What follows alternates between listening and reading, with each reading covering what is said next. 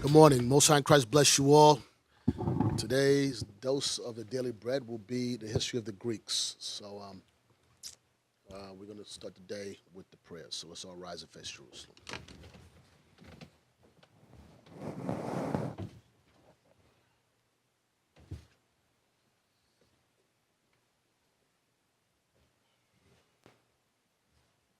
Men of Israel, blow trumpets.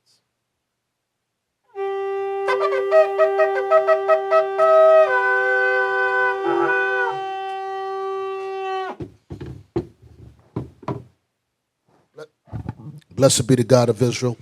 Oh, Heavenly Father, we come before thee this morning.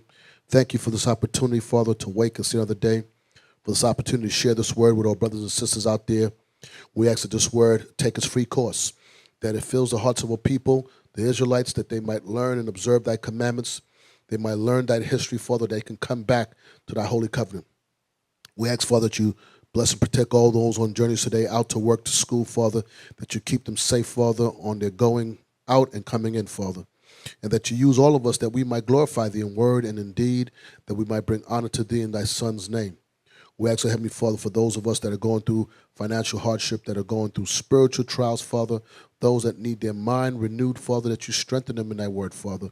Show them, Father, the wonderful things in our laws, that they might be found as faithful servants. We ask that you deal with us according to thy mercy, not according to the strictness of thy law, Father, because we know that we have all fallen short of thy glory, Father, and it's by the Son's blood that we're redeemed. So we thank you, Father, for all things. In Christ, let me pray, amen.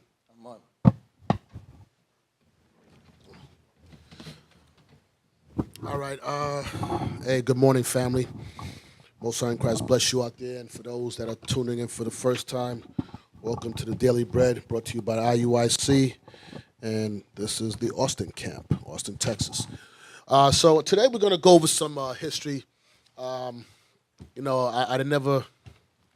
just kind of ended the crept it unawares.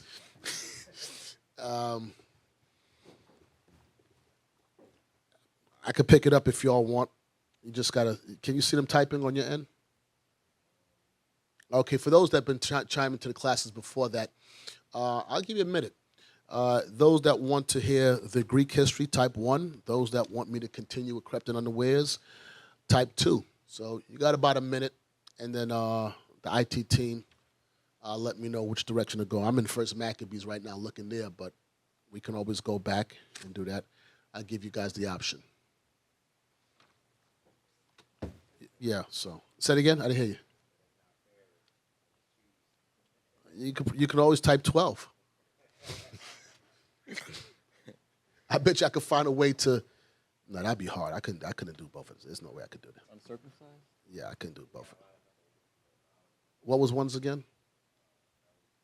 The Greek history. Okay, so we'll do some of the Greek history. All right. Thank you. Thank you. Here's water. Again, before I start, I do want to give all praises, and I'm being, I like to laugh and joke all the time, but I really want to thank the IT team, man. I came in early this morning to see what you guys do. I don't know why you guys are here the hours you're here, but thank you anyway, because that's remarkable. It makes me know that I need to be at class. If you guys could be here them hours in the morning, all praises. I thank you guys so much for what you're doing. I know you guys go unseen. Turn the camera towards the IT team. Let's see who the IT team. I want. No, turn it. I didn't. How are they talking about? Don't turn it. So what? We just what? I'm like impromptu. I don't care about messing up a shot. Yeah. Show up your face, IT team. This is guys behind that make these things. You always see his head sticking up. That's Officer Gedaliah. That's James. What are you, James, a soldier? You working on it? All right, you here. Go back. You know who that is right there. You know that face. Turn it all the way over. See the other face. No, other way. Right there. Okay. More. You know who that is? That's Officer right here, Yakin. It's the IT team that make this thing happen in the morning. So send up prayers for these brothers and thank the Most High for them. Yeah, all praises. All praises for the IT team. And then behind the camera is Zion, the man behind the camera. All right, so look, the shot is still good. You guys got to live life. You guys too rigid for me. All right, so First Maccabees, Second Maccabees is saying the same thing. There's not continuation. It's a simultaneous story. First Maccabees is where you begin, then we're going to jump to Second Maccabees to kind of put it into some kind of chronological order. Back to First Maccabees. We certainly won't finish today, but we will begin. The major names you need to remember for those that are first time listening, the names you're going to need to know is Antiochus the Great. Write this down before we start. Antiochus the Great, also known as Antiochus the Third. Antiochus Epiphanes, also known as Antiochus the Fourth.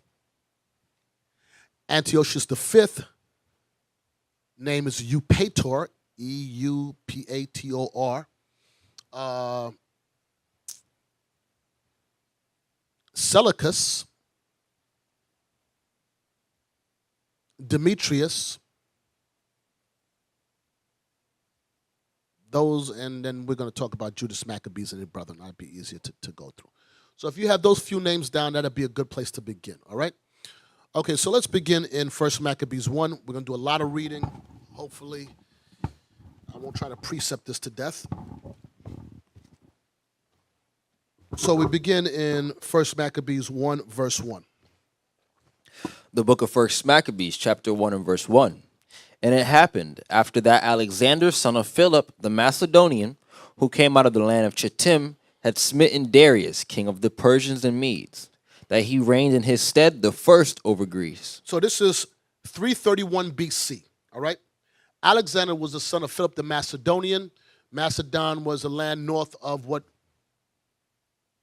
well, Macedon is part of Greece now, but it's northern Greece, all right? His father, Philip the Macedonian, was the first king to consolidate all those Greek city-states like Sparta and Athens and all of them, brought them together under one. He defeated Darius III. That was the ruling. He was the ruler of the Persian and Medes, Darius III. They went to war. Darius and the Persians, they controlled a large part of the Eastern Hemisphere, which is Asia Minor, right down, all the way down into India. All the way down to India. They controlled over 127 provinces, south into Egypt, Ethiopia. Man, you guys are on your A game. Look at the IT team. Oh, man. Look at that. Tell you, I didn't even give them the maps. You guys are learning me so good. All right, so Babylon, not Babylon again, what did I say? The Persians under Darius, and it began with Cyrus the Persian. That was the landmass in which they controlled. And then eventually Alexander controlled all of that too. He went all the way down into India. So Darius III lost to Alexander. Now I'm a preface that with explaining that prior to that, about 100 and something years prior, the Persian Empire, and when you see what says Arabia, Persian Empire, no, I guess they put it there, because I don't know why it says Persian there in black, and then up top it says Persian. That's why with maps, they be all over the place.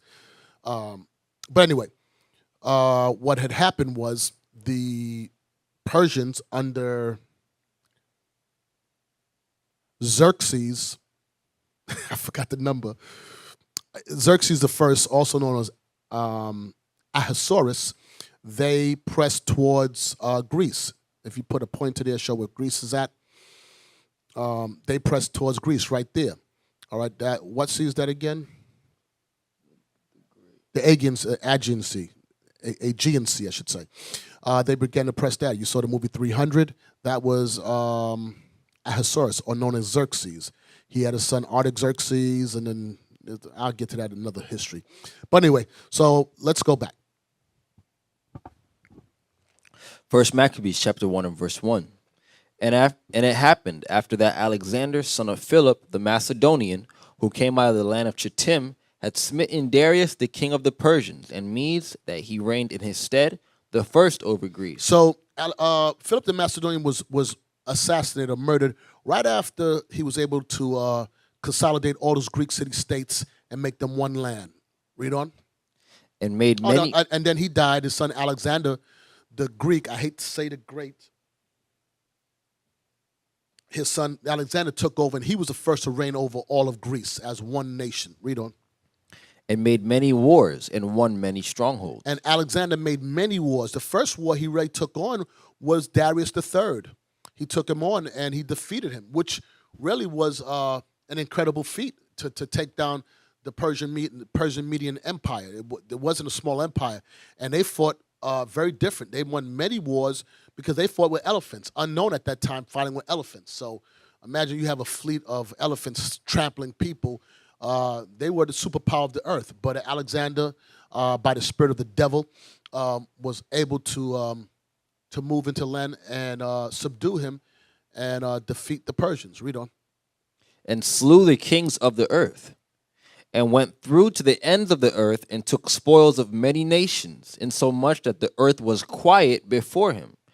Whereupon he was exalted, and his heart was lifted up. Yeah, Alexander's heart was lifted up. He went so far east, down into India. He married a Elamite woman. Her name was I forget, Roxana. This is not in the Bible, but I'm just giving you a little brief history. He married a woman named Roxana. His army was pissed off because they was gone for so many years away from mainland Greece. And then he took a woman to wife. But don't be fooled. Alexander didn't like women. He liked man. But, he needed to procreate. But it never happened. He never was able to bear a child with Roxana. But he had a man lover. I didn't say that there, but I just feel like saying it anyway. It's true. He's not a man lover. He liked man. And he gathered a mighty strong host, and ruled over countries and nations and kings who became tributaries unto him. Okay, it says he ruled over many lands. So if you look, I'm going to go back to the map, but as you go east, many lands was named after him. Egypt. Today, there's this land in Egypt called Alexandria, Egypt. Alexandria down towards the Mesopotamia, there's a land called Alexandria. So most of these heathen kings, when they subdued lands, they named it after themselves, like Rome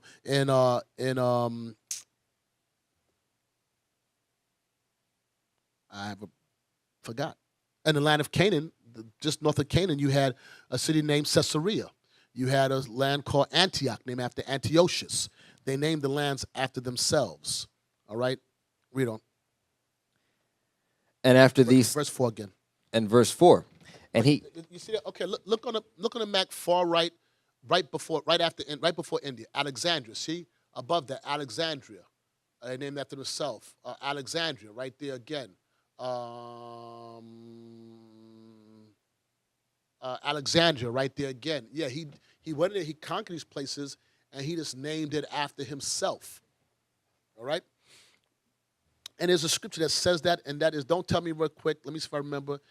Just quote the scripture to me. Just quote it. How does it say it? that they named their lands after That's them. Psalms 140, Psalms 49:11, right? Mm-hmm. Psalms 40. I'm telling you, my mind is still Sharp. Nothing a little coffee can do for you in the morning. Read that real quick. Psalms 49:11. Sometimes I gotta hear it for me to remember it. I can't remember the words. Psalms 49:11. Read it. You think God put in the Bible by accident? That's the perfect example. Yeah. Read it. The book of Psalms, chapter 49 and verse 11. Read. Their inward thought is that their houses shall continue forever. The inward thought that their houses shall continue forever is talking about Esau, the white man, the Caucasian man, the red man. All right? That their houses will, their inward thought in their mind is that their kingdom's going to live forever. Greece never thought they were going to fall. Greece, the mighty Greece, Rome certainly thought they was never going to fall. Rome? You crazy? Rome was one that had to been, well, I'll take it back. I won't say the mightiest because I would tell you right now, Egypt was nothing to joke with in its day. The Persian and Medes was nothing to joke with. Real quick sidebar. I'm not going to get through this class. I can tell you right now. One of the reasons why wow. Okay. One of the reasons why it threw me off just now. One of the reasons why the Persians and Medes were so effective in controlling so much land. Go back to the map again. I got a mic gimbal. Look. Go back to the map again. Okay, the reason why, and for the most part, this was the Persian Empire. Well, this was. The reason why they were able to control so much land like that, the capital of the Persian Empire was Susa, which is right below the Red Persian Empire, right there. That was their capital. And they had another capital, Ecbatane, which is right north of the map. Go up. Ecbatane. But how did they control land so far east, so far south? Because of their policies. Their policies was everybody can do what they want to do, serve their own gods, whatever, and they gave people free liberty. All you had to do was give them their tribute. Unlike the Greeks, which was Hellenizing everybody. They told them you had to follow our gods and our way of life. So when you conquer somebody, don't think like you have a jet and you fly over to Egypt like 15 minutes.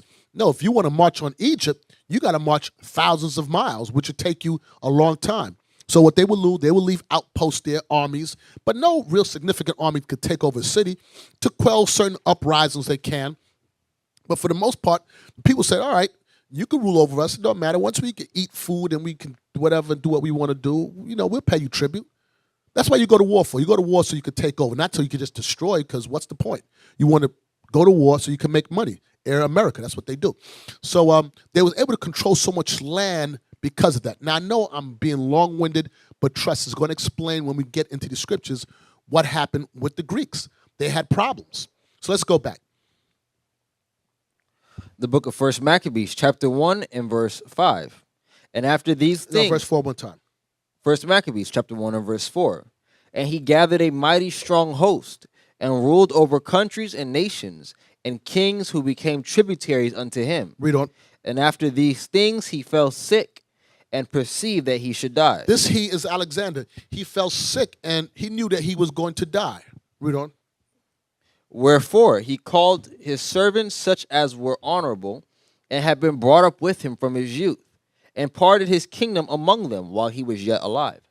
And he called his servants among them because he didn't have no progenitor. Now, I'm going to teach this again, Lord's will, in the near future, and I'm really going to go into Daniel's and explain all of it. But time is limited.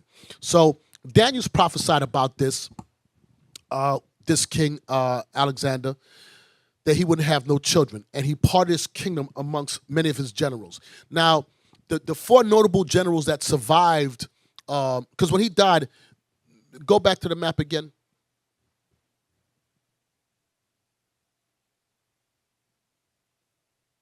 Okay, if you look north of Macedonia, it's Thrace right there. North of Macedonia, on the Greek side, Greece, right by that line. Thrace right there. Then you come on that side of the right there. That's Asia Minor. I'm not going to have all the places here. They don't name it here. Okay, then you go far east. Then you go down south into Egypt. All right, and then you had Greece. So the four areas that was controlled by the four generals would have been Greece would have been one, Thrace would have been the other one, Asia Minor, which is from Cappadocia, Sardis, all the way east, and then down into Egypt. The four generals were Ptolemy, Cassander, Lycomesus, and Seleucus. So those are the four notable generals that survived after he died. Many people fought for land, but those were the four that stood out, that kept those are the four that we're talking about right now. All right? That survived after him. All right? And from them, their children began to rule. So let's read on, Kani. So again, the four generals are Ptolemy, Seleucus, Lycomesus, I don't know how to pronounce it, and who am I missing? Cassander, right? Let's read on. Verse 7. So Alexander reigned 12 years and then died, and his servants bare rule every one in his place. Read on. And after his death, they all put crowns upon themselves. So did their sons after them many years, and evils were multiplied in the earth. So evils were multiplied in the earth after them. So each one of these kings, their children took over. So like I give you an example, in Egypt, the original Hamitic people in Egypt was long gone by the time these people came. When they came inside, it was the Greeks' rule. So when you hear about Cleopatra and Mark Antony, she was an Edomite. She wasn't an Egyptian, even though she followed Egyptian customs, but she was an Edomite. She's from the Ptolemy dynasty that ruled. And as a matter of fact, she was the last ruling Ptolemy before the Romans under Octavian actually defeated her. And she committed suicide, harmed Mark Antony. All right. We'll get to that another time. So let's read on.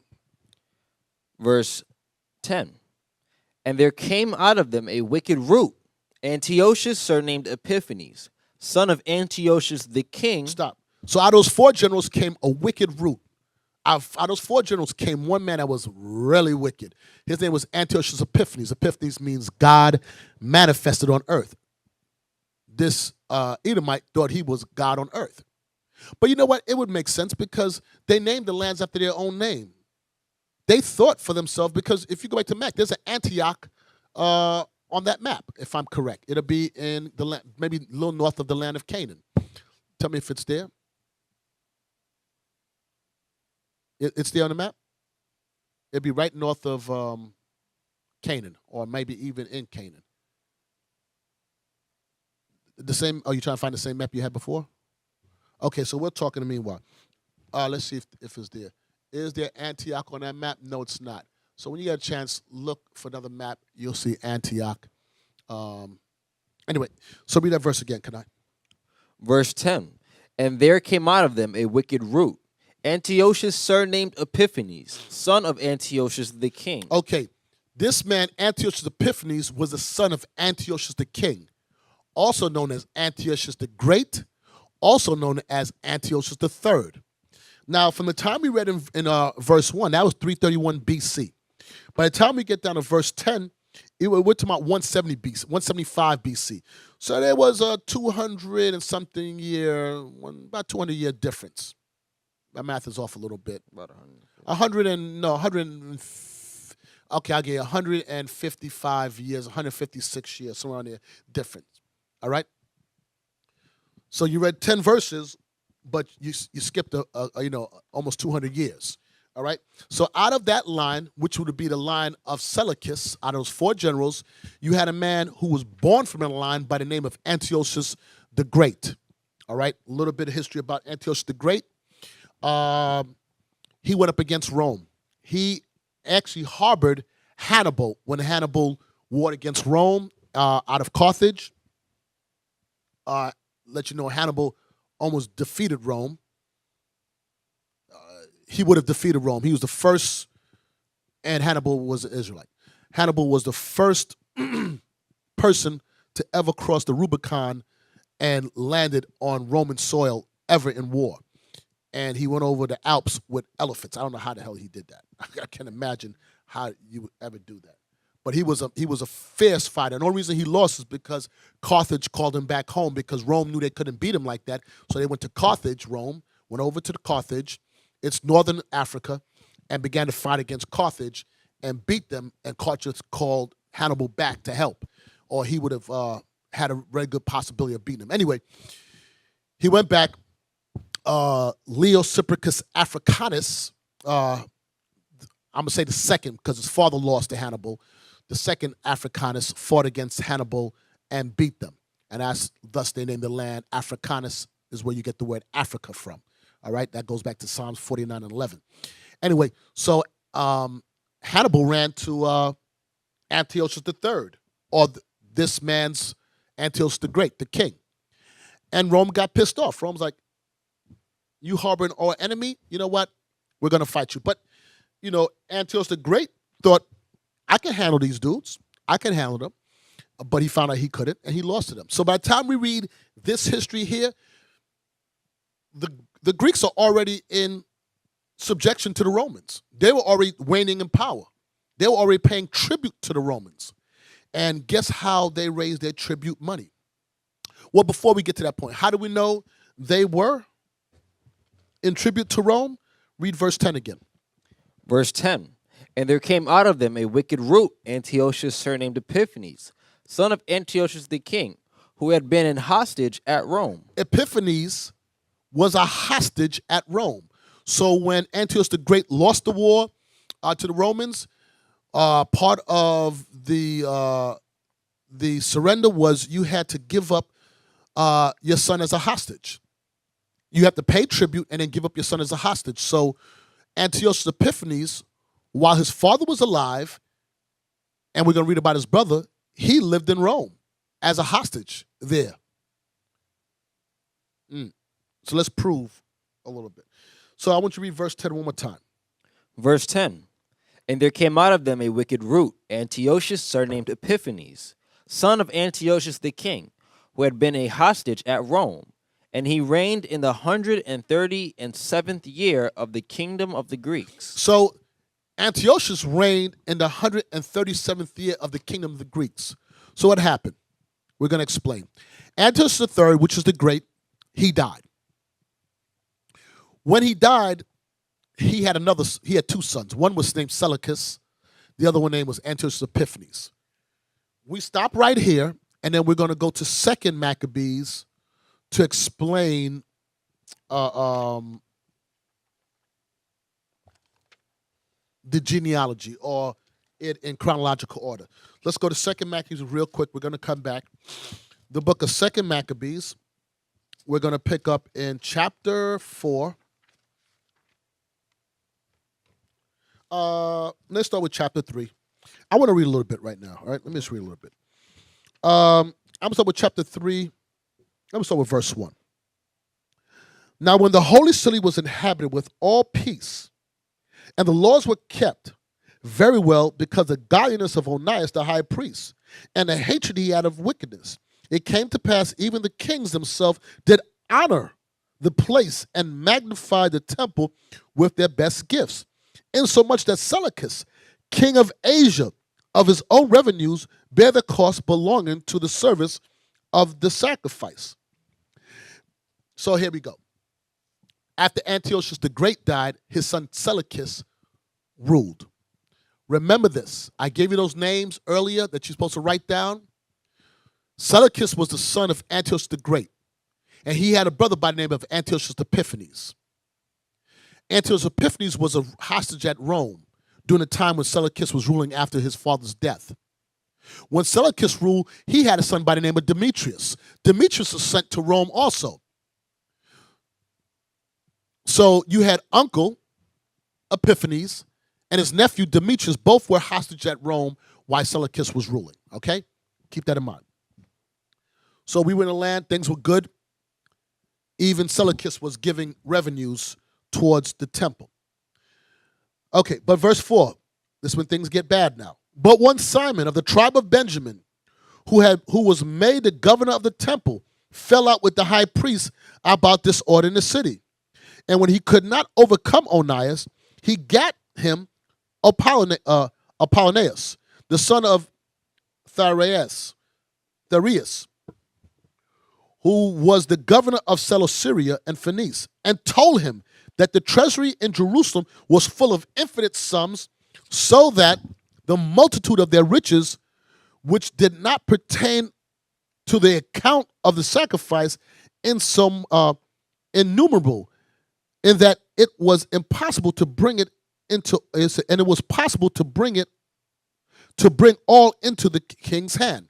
So you had a salty Benjamite who was pissed off at the high priest and went and snitched and told all the infinite sums of money that was in the temple and said, we could bring this into the king's hand.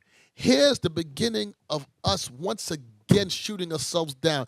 We're so evil as a people that we go and go snitch to the enemy of the people, so they can, just because you can't have your way. You know what that's spun into? It's spun into the death of thousands of Israelites because one of us wanted to be a nigger. Verse 7. Now, Apollonius came to the king and had shewed him of the money whereof he was told. And the king chose out Helidorius, his treasurer, and sent him with a commandment to bring him the foresaid money.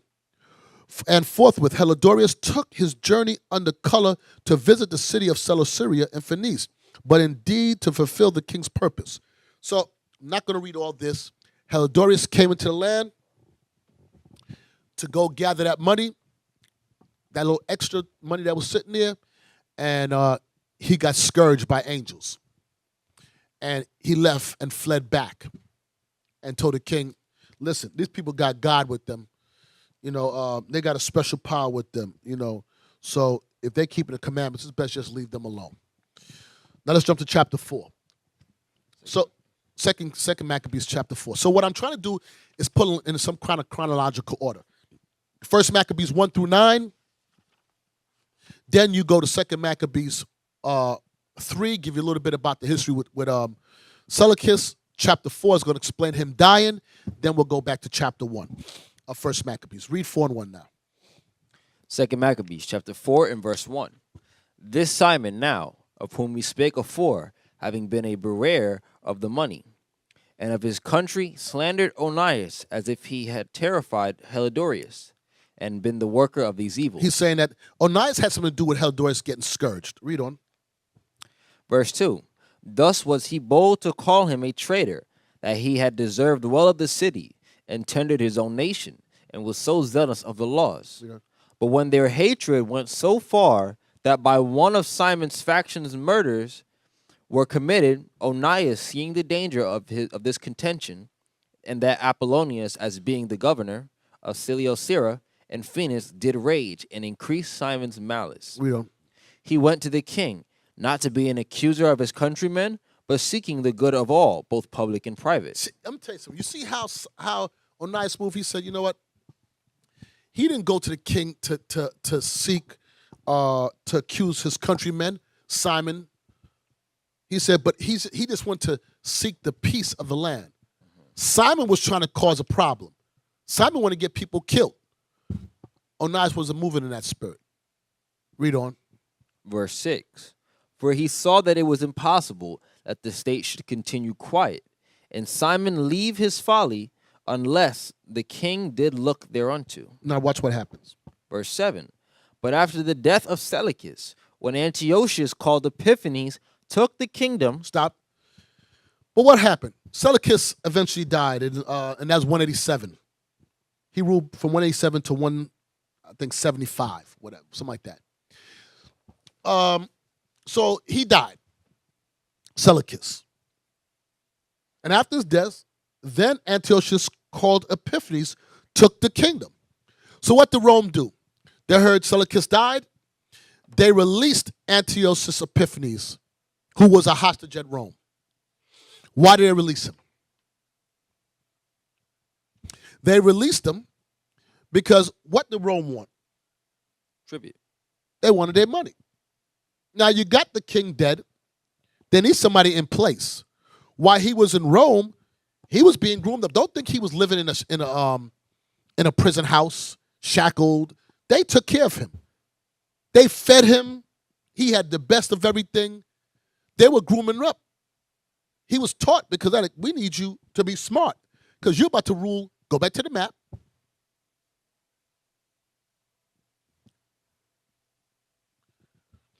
You're about to rule all that land right there. And from that land is where Rome got its wealth. You can't even see Rome on that map. Rome is further west after Greece. You're going to rule all that land, so you don't need an idiot ruling it. You need somebody who got some sense. Because at the end of the day, what does Rome want? They want their money. So while he was being groomed up to be a leader, when his brother died, they released him. He went back to the land. And then we pick up in First Maccabees 1. So read that again, that verse. Verse 7. But after the death of Seleucus, when Antiochus called Epiphanes took the kingdom, Jason, the brother of Onias, labored underhand to be high priest. So now you had this snake in the grass, Onias' brother Jason. I'm just trying to, in my mind, I'm trying to figure out Onias. You know, this guy's doing good in the land. He's making sure everybody, he hate wickedness. He's doing his job. Everybody's peace. And then you got the snake in the grass, Simon Snake, who snitches on you on the temple and causes big uproar, people getting killed. And now when you're going through that, your own brother now snake you for you're like, damn, you know what? I know he must have been through with this stuff. He's like, okay, I got this enemy, but you, my brother, Right. you're going to snake me too? Tell you, boy, he couldn't win. He could not win, boy, with his people. That one would have hurt. The brother one would have hurt. He's like, okay, that's Snaky Benjamite, but you. Tell you, nigga want power, boy. Damn. So this is what he does. Read on. Verse 8. promising unto the king by intercession 360 talents of silver, and of another revenue 80 talents. So now, guess what happens? Antiochus comes back into the land. And know when Antiochus comes back, he comes back with an army too. Don't think he comes like that because you don't know what's going on in the city, who's going to try to jockey for the position. So he's coming back with an army. And then here come Jason, that ungodly wretch. He says, "Listen, I want the high priest seat. You think Antiochus cared? I'll pay for it. Oh, give me money then. Okay, to hell with you. You're the man now. You pay me, you get it." Moreover, what did he say? Verse 9. Yeah. Besides this, he promised to assign 150 more if he might have license to set him up a place for exercise. So now you know Jason was doing the most. Jason's like, Straight cool. I'll give you more money if we could sign up a gymnasium and we could run around naked. Twerk in the gym. Oh gosh. I know what's the name? Antiochus was like, you're gonna pay me 150 more so you can lift weights naked? You want to pay? So you want to pay me so you can run around naked? Nigga, pay. Pay then. Okay. Damn, I'm telling you, we so freaking as a people. Jenny, I know Antiochus would be like, I'll pay you to get naked. That's what I'm saying. He's like, no, Antiochus, We'll I'll pay you. you so I can get naked. Right. Yeah, I'm telling you, we crazy. I can jump off this podium. Oh man. I think about later on when you read in I think it's Second Maccabees with what's the brother's name? They tried to give him pork. They was trying to pay him. And he Eleazar. They was trying to pay him to commit wickedness. Now you got this wicked Negro getting ready to pay the. I would pay you so you could see me butt naked. Oh man. And then you paid a man up.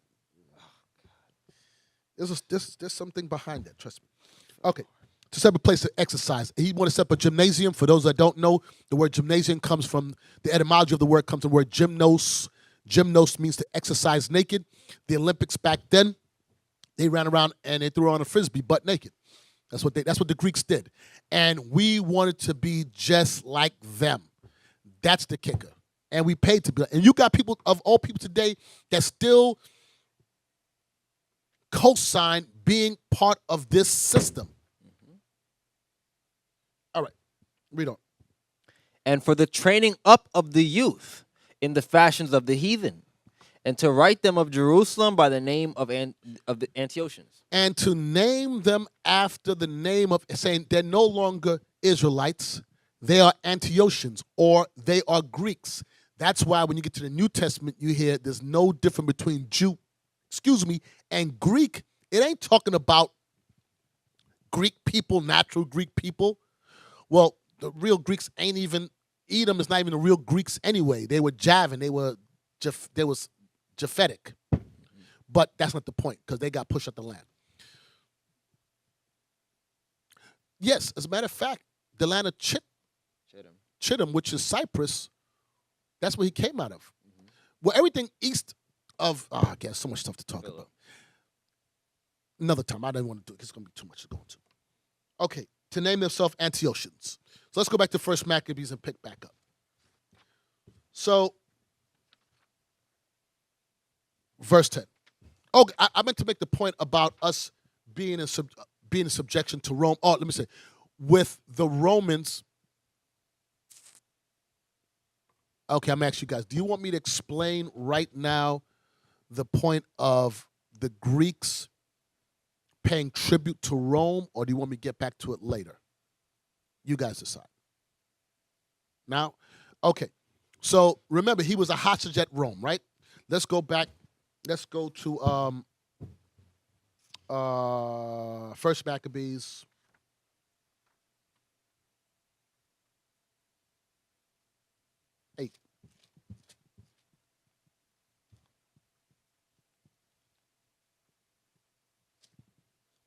So what I'm going to explain right now,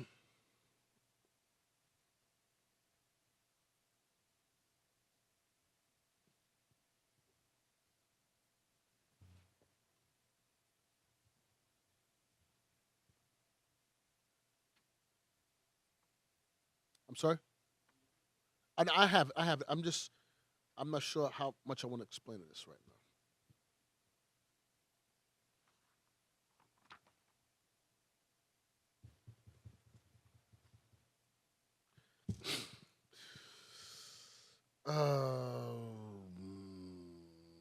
Start with verse 1. The book of First Maccabees, chapter 8 and verse 1. Now Judas had heard of the fame of the Romans, that they were mighty and valiant men, and such as would lovingly accept all that joined themselves unto them, and make a league of amity with all that came unto them. And that they were men of great valor, it was told him also of their wars and noble acts which they had done among the Galatians, and how they had conquered them and brought them under tribute, and what they had done in the country of Spain for the winnings of the mines of silver and of gold which is there, and that by their policy and patience they had conquered all the place. Through it they were very far from them, and the kings also that came against them from the othermost part of the earth, till they discomfited them and given them a great overthrow. Okay. So here's the point. Let's go back with verse 1. First Maccabees chapter 8 and verse 1. Now Judas had heard of the fame of the Romans, that they were mighty and valiant men, and such as would lovingly accept all that join themselves unto them, and make a league of amity with all that came unto them, and that they were men of great valor. It was told him also of their wars and noble acts which they had done among the Galatians, So they fought against the Galatians, read on. and how they had conquered them and brought them unto tribute, Read on. and what they had done in the country of Spain for the winning of the mines of silver and gold which is there. And Spain is also known in the Bible as, prior to them calling Spain, was known as Tarshish. Read on. And that by their policy and patience they had conquered all the place. By policy and patience they have conquered. So what their policy, once they conquered, they fought these lands, their policies that they instituted these lands and being patient on it, they had a vast amount of land that they controlled. Read on. Though it were very far from them, Though it was very far from them, and the kings also that came against them from the uttermost part of the earth, till they discomfited them, and given them a great overthrow, so that the rest of them did give them tribute every year. that all these, that's what I said before, by their policies, they were able to collect tribute from very far lands. Because if the people don't want to pay the tribute, what happens? You got to get an army and march all the way back over there to go fight them again, to put them under okay, that's a good map of the Roman world. You got to go all the way over, and you know what happened. And I'm gonna tell you something. You look from Spain, go up to Gaul, up above Spain, right here, Germania. You ever saw what's the movie with Not Mel Gibson, not Braveheart. the Edomite dude. The Edomite dude. You hear me? With the Gauls? About Rome. My mind. Name all those movies. Come on, man. with Gladiator. Gerald Butler. Gladiator. They fought up in Gaul, which is right there, Gaul, Germania, which is Germany. All those areas they fought, which is Spain also. Gaul is Spain now. That's part of Spain. But anyway, those are the lands they fought way up in there. Matter of fact, they had a real problem in Germania. That's not in the Bible, but it's just part of history. But if you ever seen Gladiator, those are lands they conquered. They put them all in subjection, and then they went eastward, all the way into Asia Minor, right there. So by policy and practice, they saw what they doing. And in Rome, and that's not even a full Roman world, because when you go down to Egypt, that's part of it. You see where it says Africa on the tilt right there? That is Carthage. Right north, right next Oh, right there. That's Carthage right there. That's where what's name was at. That's exactly where Hannibal was. And Hannibal ran from there when he fled and fled all the way over to Asia. Go across the sea, Mediterranean. Up, right there. Down, right there. That's where he fled to. So by policy and practices, that's how they collect their tribute, their money. Okay, let's go back. First Maccabees, chapter 1 and Okay, and they did read the last part of verse 4. verse 4. And the king also came against them from the uttermost part of the earth, till they had discomfited them and had given them a great overthrow, so that the rest did give them tribute every year. Read on. Besides this, how they had discomfited in the battle of Philip and Persis, the king of Siddoms. That's Chittim. That's Cyprus. If you look on the map, let's go back to the map again. And you read about Cyprus a lot in the Bible. They speak about Cyprus a lot. Right down there, right there, Cyprus, right there. Okay, read on. With others that lifted up themselves against them and had overcome them. Now watch this. How also Antiochus, the great king of Asia, That's Antiochus. Now read on.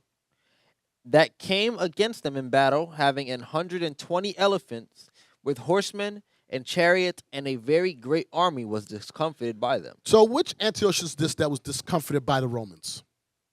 Who knows? Right. That's Antiochus III, or the Great. This is when he lost to them. He lost in the battle. And if I'm correct, it was called the Battle of Malganese in 193 BC. While we're going through it, just look it up and see if I'm correct in what I'm saying. 193 BC, Malganese, M-A Ganese. Read on. And it says, no, read that verse, the last verse for 7. Verse 7. We didn't get to verse 7. We got to verse 6. Sorry, go ahead. The end of verse 6? Yeah. There's no, period. It will start over from verse. Just whatever. Okay. How also Antiochus, the great king of Asia, that came against them in battle, having 120 elephants with horsemen and chariots and a very great army, was discomfited by them.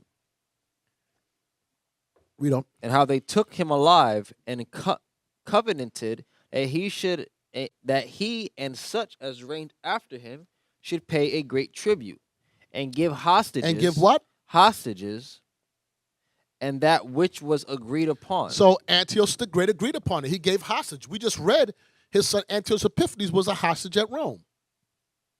So if you want to put it in chronological order, we got to jump around a little bit. So Judas heard about the fame of Rome. Here come the Greeks, Antiochus Epiphanes, this wicked one. He began to have his policies practiced, start killing us off. And we're going to go back and read it. And Judas said, you know what? I'm going to go to Rome. I'm going to make a covenant with Rome. But here we go. Rome already had defeated the Greeks and had the Greeks paying tribute. And the Greeks had to come up with their money. Well, how do you think they came up with their money? Let's go to 2 Maccabees. Here's one way they came up with the money. 2 Maccabees, chapter 8.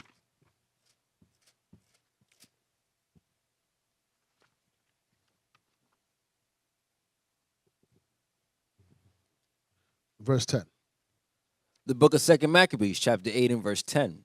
So Nicanor undertook to make so much money of the captive Jews as they should defray the tribute of 2,000 talents, which the king was to pay to the Romans. All right, so Antiochus had to pay the tribute to the Romans. How did they raise that money? By selling us as slaves. Read that verse again. So Nicanor undertook to make so much money of the captive Jews as should defray the tribute of 2,000 talents, which the king was to pay to the Romans. To pay to the Romans. Jump up to verse.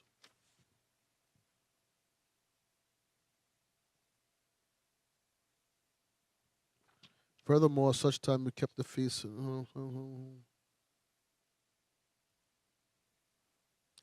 Verse 34. Let's just jump out to the point.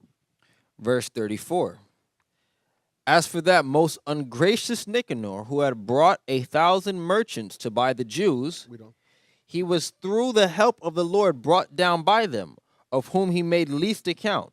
And putting off his glorious apparel and discharging his company, he came like a fugitive servant through the midland unto Antioch, having very great dishonor, for that his host was destroyed. Thus he that took upon him to make good to the Romans their tribute by means of the captive in Jerusalem, told abroad that the Jews had God to fight for them. When you was keeping the commandments, God was going to fight for us. But the point was, they raised a lot of their tribute money that they had to pay to Rome by what? Enslaving the Jews and selling them as slaves. So what do? We went to Rome. Now, not that we care about Rome, but we had to find a lesser two evils of who we're going to deal with, and we less of three evils, because you have Ptolemy. You didn't know which one, so we went to the Romans. We said, instead of being stuck between the Ptolemies and the Seleucid dynasties, which were warring for our land, let me go right to the head. Let me go to Rome, and let me deal with Rome. Now watch this. We're going to go to 1 Maccabees 13. And I want verse 38. Remember, we just read in 1 Maccabees 8, Judas joined with the Romans. He went to the Romans to talk with them, heard about their wars and what they have done, and tried to make an agreement with them. 1 Maccabees chapter 13, verse 38. The book of 1 Maccabees, chapter 13 and 38. And whatsoever covenants we have made with you shall stand, and the strongholds which ye have builded shall be your own. As for any oversight or fault committed unto this day, we forgive it, and the crown tax also, which ye owe us. And if there were any other tribute paid in Jerusalem, it shall be no more paid. Okay, so now this is, I'm jumping all over the place.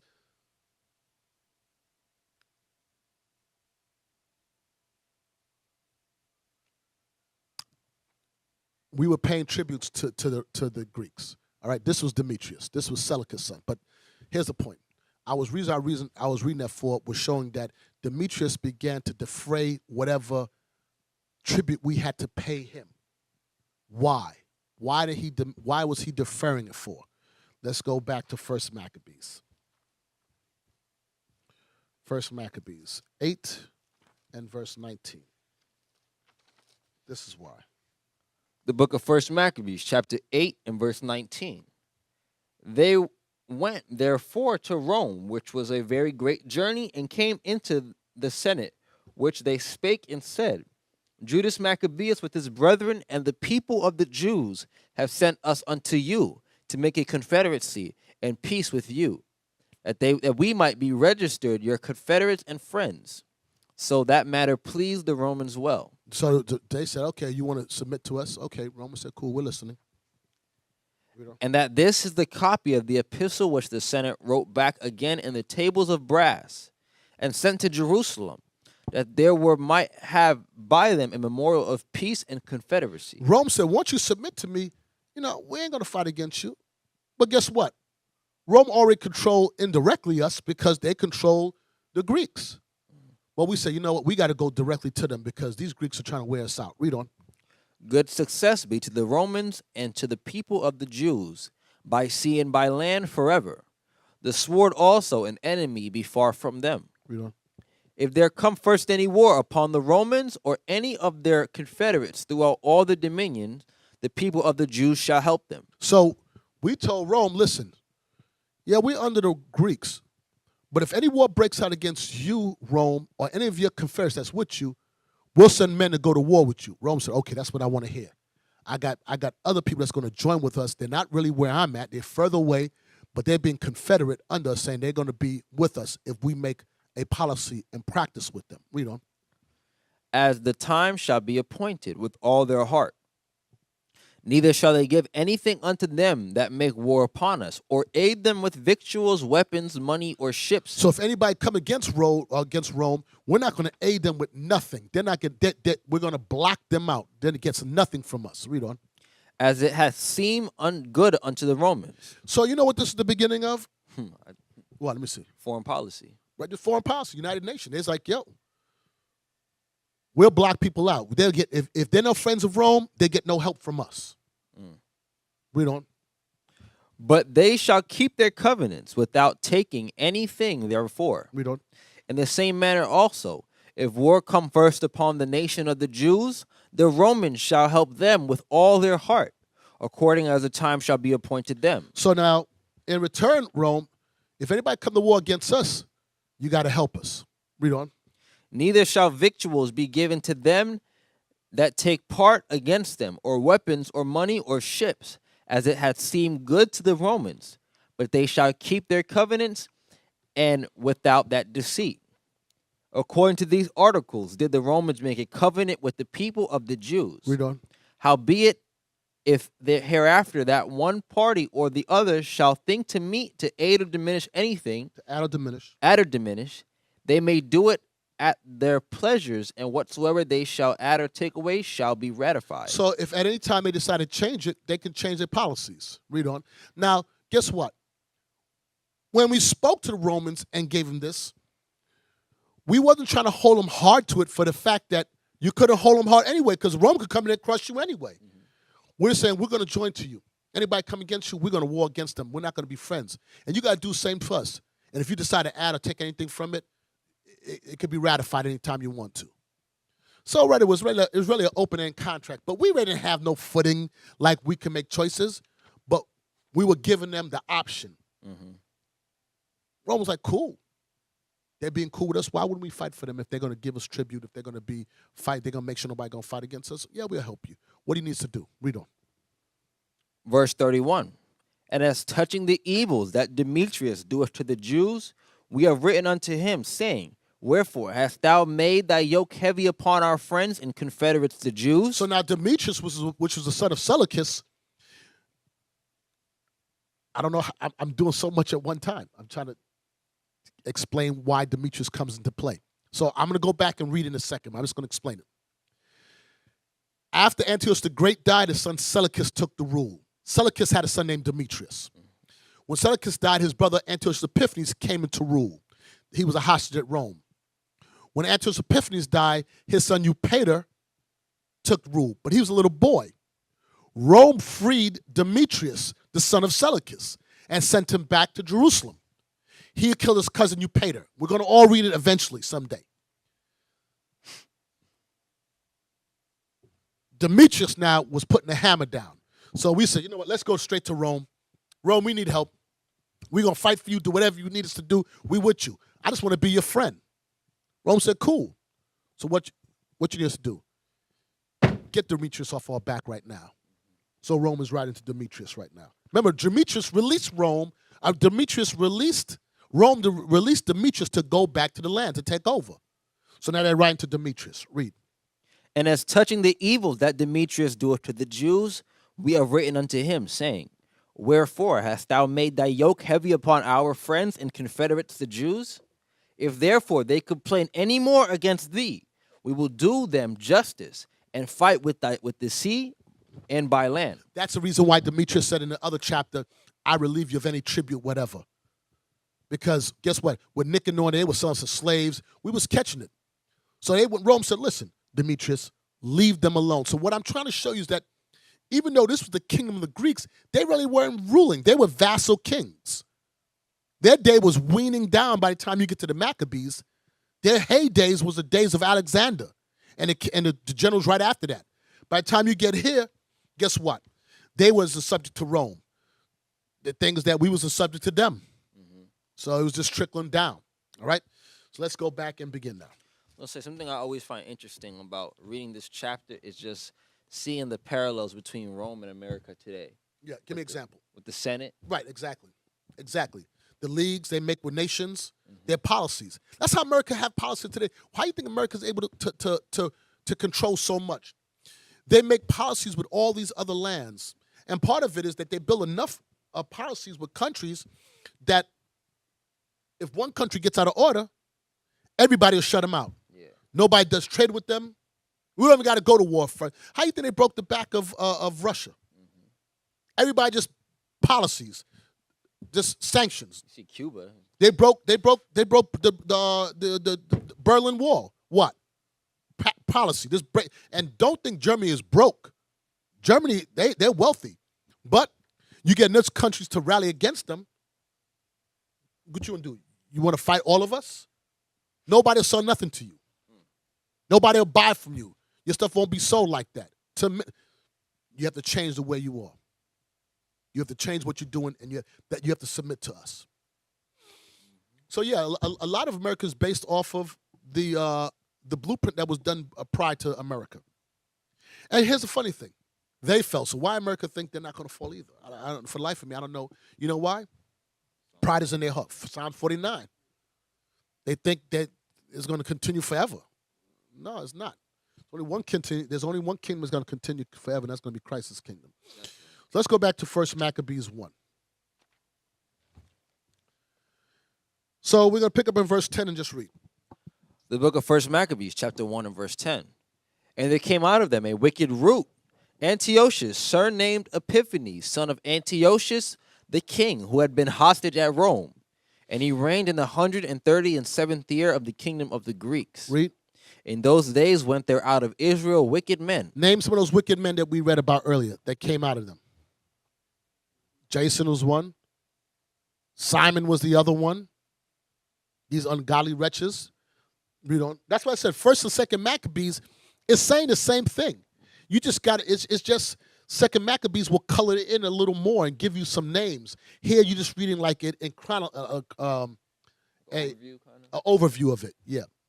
So we're going to put the name. Those wicked men were Simon, Jason. Read on.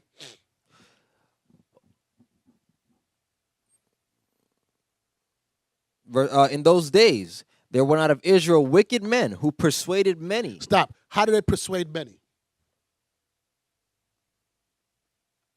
How did they persuade many? Persuade them to do what? To be called Antiochians. To set up gymnasiums. Read on. Who persuaded many, saying, let us go and make a covenant with the heathen that are round about us. For since we departed from them, we have had much sorrow. Oh, so they said, once we were dealing with the heathen, things were better. What happens? Don't deal with them, they shut you out. They shut you out. We're better off dealing. But that's nothing new. We feel like that about Egypt. Mm-hmm. We wanted to go back to Egypt, where we ate leeks and garlic freely. Like today, people ain't going. I'm telling you, the average Jake don't want America to end. You crazy? You get EBT. Why would I want it to end? I get EBT. You can get a burger for $1 and a sweet tea for $1.19. Don't get much better than that, right? Nah. 4 for $4. That 4 for $4, though. They're like, stop for what? I don't want this to end. Things are good. Ciroc came out with a new flavor, a berry flavor, new strain of weed. Young Jock is coming out with a new album. Shit, life is good. We don't want it to end.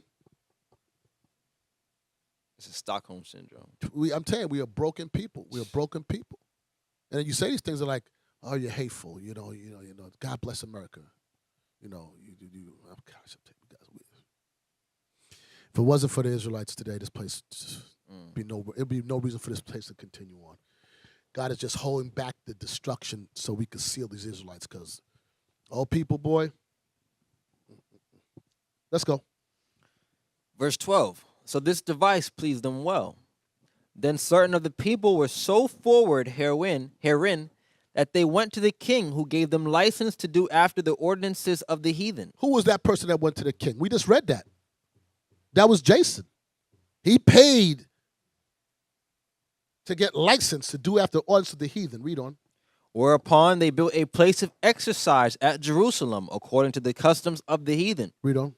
And made themselves uncircumcised. What does it mean they made themselves uncircumcised? So they were circumcised, this is your tie-in. But they made, This is your tie-in right here. Explain to me. Oh, with Acts 15. Oh, right. There you go. They cooking with fire. There you go. I don't want to go back there. To change this whole class. But you're right. They made themselves now, if the circumcision this is talking about is of the private area on the man, his penis, if once you cut, you can't reattach it. So it ain't talking about making yourself uncircumcised, meaning your foreskin. You made yourself uncircumcised by following the ways of the heathen. Go to the book of Jeremiah. Chapter 9, verse 26. Now, making yourself uncircumcised ain't nothing new. We've been doing that. That's why God said he's a long-suffering power. Because, man, we've been at this uncircumcising ourselves for a long, long time. The book of Jeremiah, chapter 9, verse. You'll start at verse 25. I don't know where's it at. I can't find it. 25. All right, read. Behold, the days come, saith the Lord, that I will punish all them which are circumcised with the uncircumcised. Egypt and Judah and Edom and the children of Ammon. I'm lost. What verse you started with? Verse 25. Oh, snap. I was reading 24. Okay, go ahead. Behold, the days come, saith the Lord, that I will punish all them which are circumcised with the uncircumcised. He's going to punish the circumcised with the uncircumcised. Now, for you church folk that have been mistaught the Bible, don't understand it, you think the people that have their penis circumcised is going to be punished with the people who don't have their penis circumcised. No. The circumcision is Israel, the uncircumcised are the heathen. He's going to punish them together. Read on.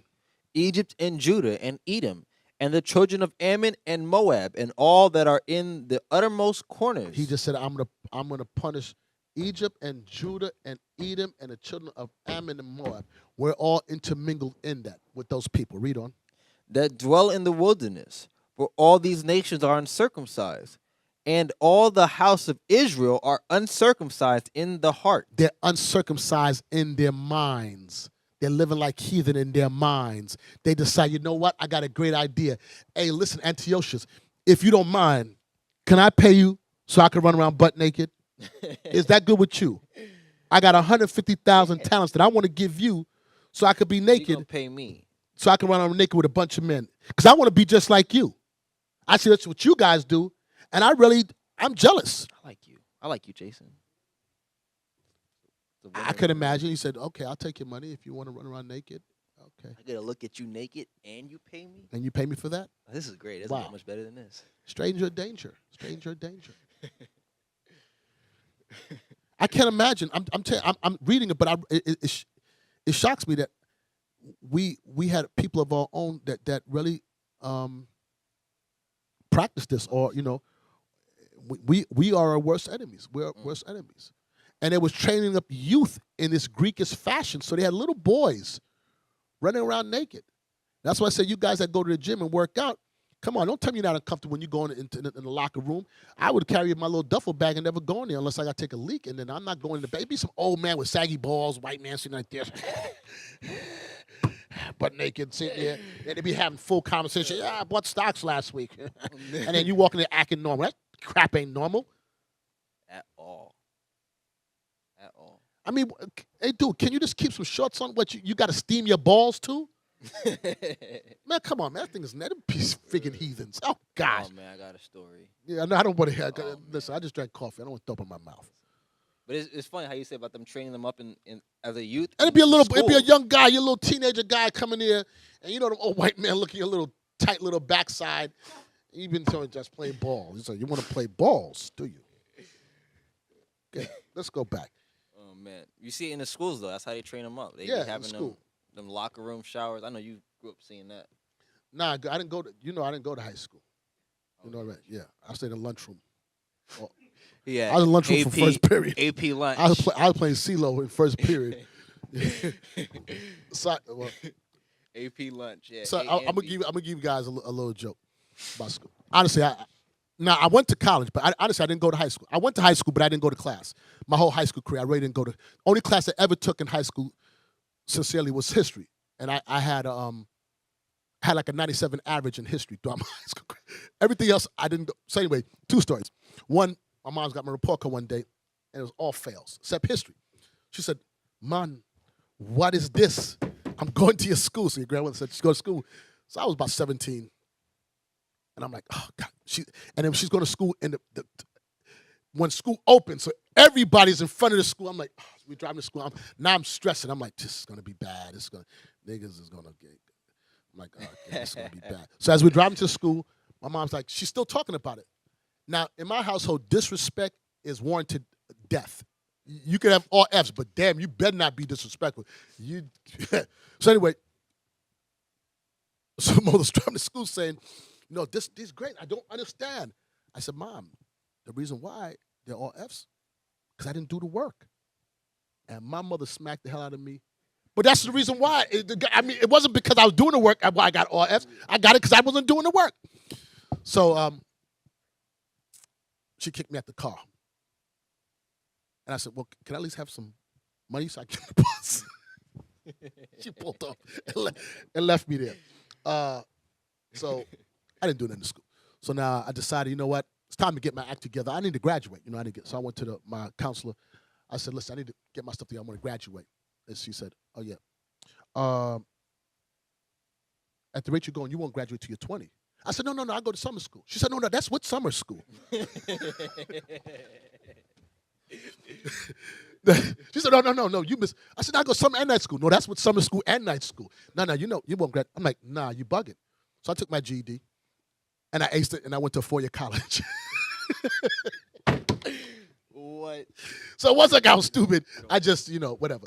So back to the point about the locker room. I was never in there because I was never in class.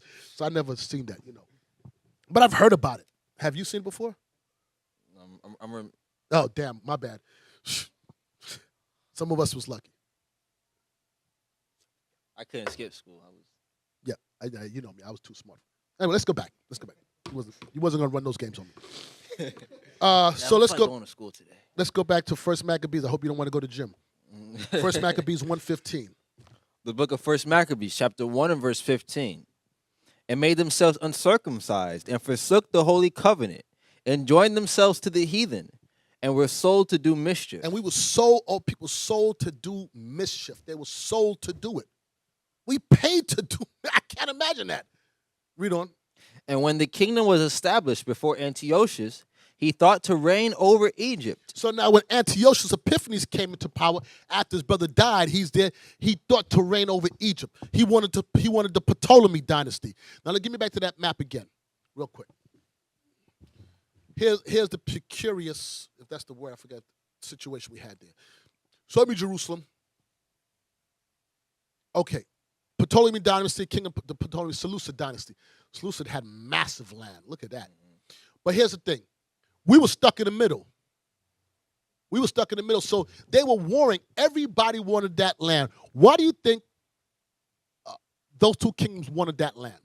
What was so important of having Jerusalem, other than it being God's chosen, but there was something else, reason why? I know you should know. Yeah. Anybody else? Okay, so I'll explain it then. If you wanted the opportunity to defeat either one of those wanted to defeat each other, it was a military base. You had the water coming from the Mediterranean. You can put your troops there, stock your victuals there, and then you can make a push. You can't really make a push against the Seleucid dynasty if you are based out of Egypt. You need to, when you move troops, you got to have some place to store your stuff at. You keep on moving, you move. You want to come down, so we were stuck between them two guys fighting each other. First of the Seleucid were fighting internal. Not too sure about the Ptolemies. Then they were fighting each other. We was just getting worn out. So what did? We ran to Rome. Rome, listen, come on, man. Right now, we was under the Ptolemy at first. Now these dudes are taking over, and we just need some relief. We just want to live quiet and peaceable. Can we be friends? And Rome said, cool. Now, can we trust Rome? Hell no. We knew that. But at that moment, we was whatever. How do you know we can't trust Rome? Rome eventually is the one who what? Totally annihilated and destroyed Jerusalem in 70 AD. Yep. So it wasn't like that. But for that moment, it was just, do you want to serve? Do you want to serve the Romans, the Ptolemy, or Seleucid? Satan, the devil, whatever. Okay, I'm gonna go with Satan right now because he's gonna give me. These other guys ain't give me no chance. So I was just wondering, you think they also chose Israel because they would have to go to Saudi Arabia and that's just desert? They couldn't go to Saudi. There's nobody's gonna cross. You don't read nowhere in history where anybody crossed across the Saudi. Yeah. There's no way you would make it.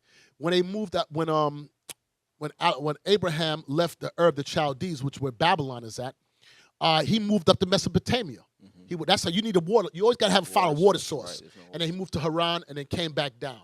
And nobody went through the middle of Saudi Arabia and came across. Nobody would have ever made it. All right? So, verse 16. First Maccabees chapter 1 and verse 16.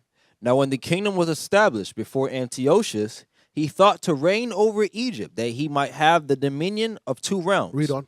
Wherefore he entered into Egypt with a great multitude, with chariots and elephants and horsemen, and a great navy, and made war against Ptolemy. So what is that telling you? If he went down into Egypt, he controlled Jerusalem. He controlled us for him to make that war. And we're going to read it right in the chapter. And you also read this in Daniel's too. We read this in Daniel's. Read on. And made war against Ptolemy, king of Egypt. But Ptolemy was afraid of him and fled, and many were wounded to death. Read on. Thus they got the strong cities in the land of Egypt and took the spoils thereof. And they eventually lost it. Read on. And after that, Antiochus had smitten Egypt. He returned again in the 143rd year, and went up against Israel and Jerusalem with a great multitude, and entered proudly into the sanctuary, and took away the golden altar, and the candlestick of light, and of all the vessels thereof, and the table of the shewbread, and the pouring vessels, and the veils, and the censers of gold, and the veil, and the crown, and the golden ornaments that were before the temple, all which he pulled off. He took also the silver and the gold, and the precious vessels. Also he took the hidden treasures which he found. And when he had taken all away, he went into his own land, having made a great massacre, and spoke in very proudly. Stop. So he stole everything from the temple. That's back in Daniel, the abomination that maketh desolate. That's what Daniel was talking about. And then he made a massacre of the saints of God. So let's color the picture about the abomination that maketh desolate. What is that talking about? Let's go to the book of 2 Maccabees. Chapter, bear with me, chapter 6. Verse 1. The book of 2 Maccabees, chapter 6 and verse 1. Not long after this, the king sent an old man of Athens to compel the Jews to depart from the laws of their fathers, and to not live after the laws of God. We're going to go back and read that in 1 Maccabees 1 in a second. Read on. And to pollute also the temple in Jerusalem, and to call it the temple of Jupiter Olympius. And call the temple in Jerusalem Jupiter Olympius. That's where you get the word Olympic from, the Olympics. Read on. And that in Gerizim of Jupiter, the defender of strangers, as they did desire that dwelt in the place. Read on. The coming in of this mischief was sore and grievous to the people. And the coming of this mission was sore and grievous. And who did that begin with? That began with Simon, that sleazy, slimy Benjamite. Damn. He opened the door to that crap, and then the Levite, Jason, just threw us in a tailspin. Read on. For the temple was filled with riot and reveling. So in the temple of the Most High God, it was rioting. They were partying, drinking, reveling. Read on. By the Gentiles, who dallied with harlots and had to do with women within the circuit of the holy places. They made God's temple a whorehouse. This is the abomination that maketh desolate. Read on. And besides that brought in the things which were not lawful. They brought in what? Whores into the temple, not lawful. Pork into the temple, not lawful. Idols into the temple, not lawful. Read on. The altar also was filled with profane things which the law forbiddeth. It was filled with profane thing with the law forbiddeth. 1 second. The book of Psalms. 74. Verse 3.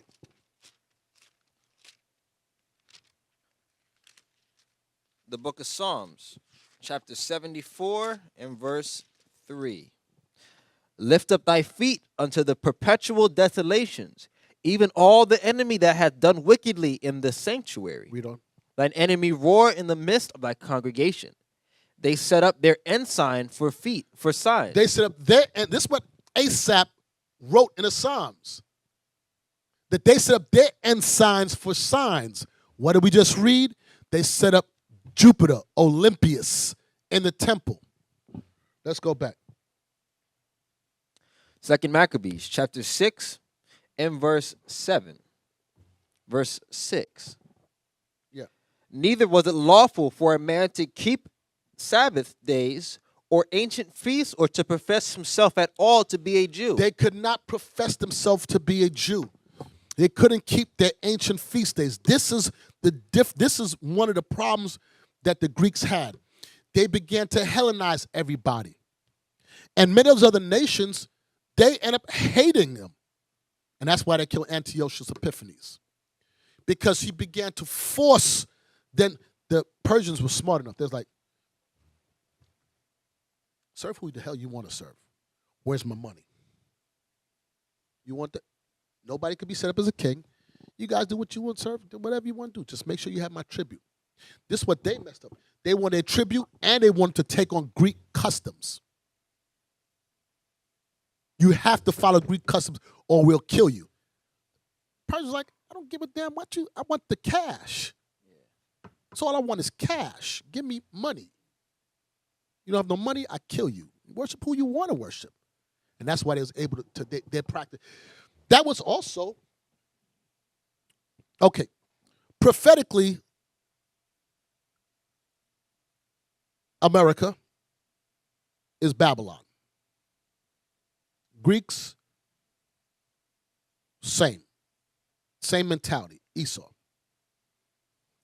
Ancient Babylon was very similar. Remember they told them, when you hear the sound of the sackbut, the psaltery, whatever, you all bow down. Mm-hmm. They was trying to get them all under one accord. And if you didn't bow down, they went and told Nebuchadnezzar to kill him. Same mentality. What was the end result with Nebuchadnezzar? He was killed, Belshazzar, his son. Belshazzar, his son, was killed the same night when the writing was on the wall. Why? There were people that were living in Babylon that hated him. Why? Because it was forcing them to move away from their beliefs. Right. There's only one kingdom that's going to force everybody to move away from their belief. It's going to be the Israelites under Christ. That's it. So they tried, ancient Babylon tried the same thing, and they lost. Get that on the wall. Ancient Babylon tried the same thing, and they lost. That was the problem. So let's read. Verse 7. And in the day of the king's birth, every month, they were brought by bitter constraint to eat of the sacrifices. And when the feast of Bacchus was kept, the Jews were compelled to go in procession to Bacchus. So, under bitter constraint, we was forced to eat the sacrifices. Not today. What do we do? When it says go in procession, this was to worship Bacchus, the god of wine and reveling. Part of that, and the god, he's also called a god of excess too, Bacchus. So what they did by bitter constraint, they was forced to eat of that sacrifice. Today, we willingly do it. It's called Carnival, Mardi Gras. And what they do, people go in procession. They walk down the street. You see in the Caribbean, Trinidad, and Jamaica, women be half naked, do be painting their body with tar, baby powder, walking down the street behind the music, listen to the music, playing the music, dancing, drunkenness, whoredom. Not a new culture. Not a new culture. Procession. I'm reading the definition of it. That's exactly what it is. Yeah, go. Read it. Oh. Procession. A number of people or vehicles moving forward in an orderly fashion, especially as part of a ceremony or festival. Parade, march. Yeah, okay, stay right there. Google Carnival Trinidad.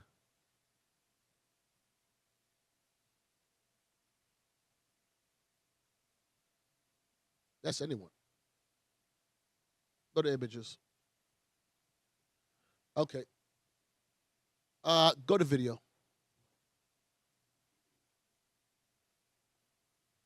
Pick one. Go. It says Trinidad? Yeah, pick it. Scan through it real quick. I'm going to see if I can get the procession. There you go. See how they go in procession? Walking down? This is Bacchus. This is the god they're worshiping. They don't know. This the God of orgies and drunkenness. If you notice, I don't think you see it here, people are going to have drinks in their hands. This is the God. They don't even realize it. And you know what that's called in Trinidad? That's called bacchanal. That's what they call bacchanal. All right, let's go back. And you got a Mardi Gras. You got a carnival in Brazil. Same thing. All people, ungodly custom grown stores, ungodly custom grown strong is kept as a law today. What verse we left off at? Verse 7. Right, we don't. I'm going to read. I know, I want to stop now. I'm finished. I don't want to talk no more. All right, we'll pick it back up. When you guys finish reading First Maccabees. And on Thursday, I will still be here, Lord, spare my life, and I will continue on with the history of the Greeks. All right, so visit us at www.israelunite.org. Please like, comment, and share these videos so the word can get out. Thank you for tuning in, and if it be the Most High's will, we will be back on Thursday morning. With that, we say shalom. Shalom. Most High in Christ bless. What is a nation?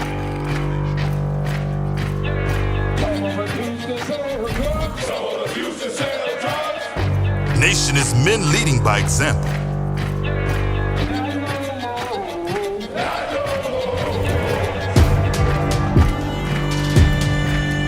Nation is family.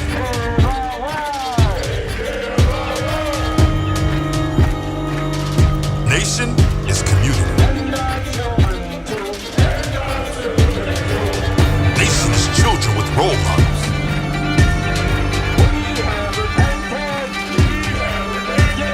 Nation is unity.